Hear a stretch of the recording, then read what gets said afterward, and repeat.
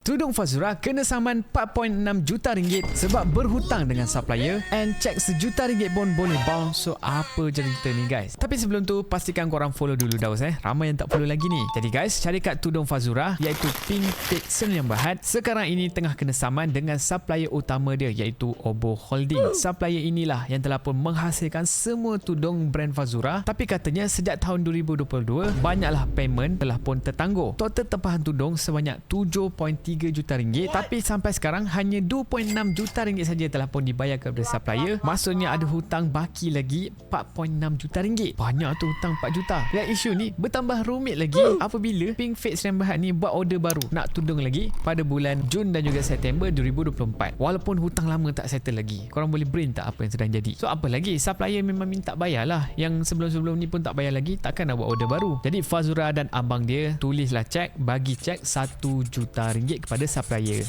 Tapi masalahnya cek tu kena bounce sebab duit dalam akaun bank tidak mencukupi. Jadi bila dah jadi macam ni, minta-minta tak dapat-dapat, susah bila dah dapat cek kena reject pula. So Oboh Holding apa lagi bawalah kes ini ke Mahkamah Tinggi KL pada bulan April tahun 2025 sebab nak tuntutlah kan hutang tu. Dan antara yang kena saman adalah Pink Fit Sdn Bhd and then Fast Fit syarikat skincare Fazura, and then abang dia, dan sudah pasti Fazura sendirilah kena saman. Dan menariknya pada bulan Januari Fazura telah pun tarik dirilah daripada ahli lembaga pengarah syarikat. Jadi sekarang ni memang hanya abang dia lah Faiz yang handle bisnes ni. Tapi walaupun Fazura dah resign, nama dia masih lagi tercali dalam kes ini sebab dia lah yang pergi sign cek tu sewaktu tahun lepas sebelum dia resign. Dan buat masa sekarang Fazura masih belum lagi keluarkan apa-apa kenyataan ataupun balaslah tuntutan supplier. Dan kalau Fazura tidak defend diri dia dalam masa yang terdekat, maka supplier boleh menang kes ini secara default. Judgment in default. Jadi pengajaran kepada mereka yang buat bisnes di luar sana, jangan overtrade, jangan beli stok banyak, inventory besar sangat sampai tak sempat nak habis jual. Jangan overconfident lah sebab nanti tak boleh nak rolling.